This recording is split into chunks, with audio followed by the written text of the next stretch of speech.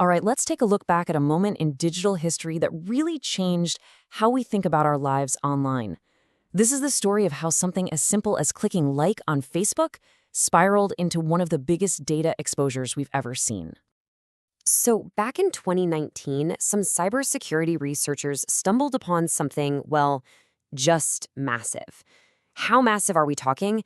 Try to wrap your head around this. Over 540 million Facebook user records, just sitting there, out in the open on public cloud servers. The scale is just staggering. It's almost hard to even picture. So, what kind of data are we talking about here? Think about your own activity on Facebook. It was all those little digital breadcrumbs you leave behind. Every like, every comment, and the unique account ID that ties it all directly back to you. All of it, just left completely unprotected for anyone to find. So where was all this data? It was sitting in these really common cloud storage folders, Amazon S3 buckets. But here's the kicker, the part that's just wild. They were completely unsecured. No password needed, no data scrambled through encryption, nothing. It was basically like leaving the front door of a bank wide open. And as you can imagine, this discovery kicked off a huge global debate. Who's responsible when our data spills out like this? Okay, so when you hear about a data leak this big, your mind probably goes straight to some sophisticated Hollywood-style hack, right? A team of genius hackers in a dark room breaking through layers of firewalls. Was that what happened here? Well, the answer is no. And that's what makes this whole story so fascinating. This wasn't a direct attack on Facebook's own systems. The data was actually collected by third-party app developers. You know those personality quizzes and games you sometimes link to your profile? Yeah, those guys. They used Facebook's official tools to get the data, and then they were just really careless about how they stored it. And this is a really important point to understand.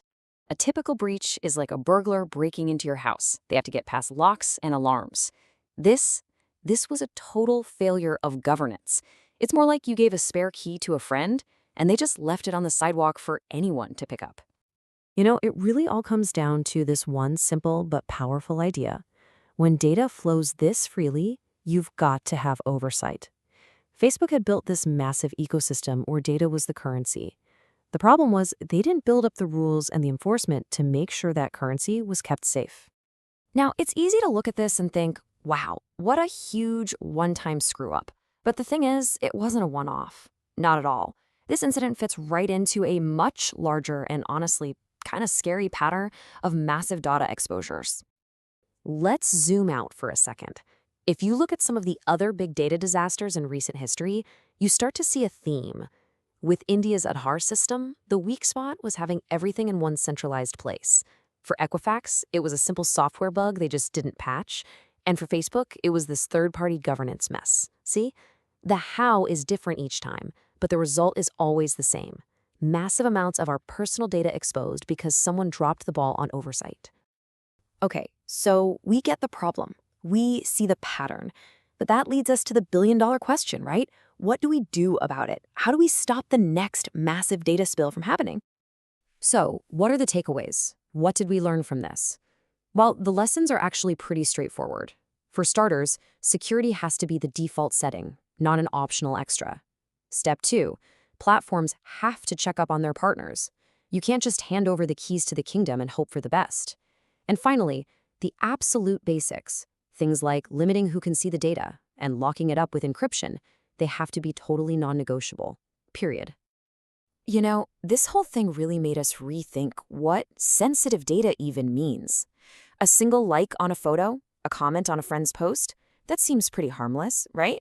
But when you start collecting millions of those data points, you can build an unbelievably detailed picture of who a person is, their beliefs, their habits, everything. And that is something that absolutely needs to be protected. And that brings us to maybe the biggest lesson of all from this whole story. For years, the big concern was about what platforms like Facebook were collecting about us. But this incident flipped the script. Now, the real question of trust is about what they let others do with our data. It's not just about their house, it's about the entire neighborhood they've built. So, I'll leave you with this final thought to chew on. When your data, which you trusted to a platform, gets leaked by one of its partners, someone you've never even heard of, who's really at fault? It's a messy question about responsibility in this digital age, and honestly, it's one we're all still trying to figure out.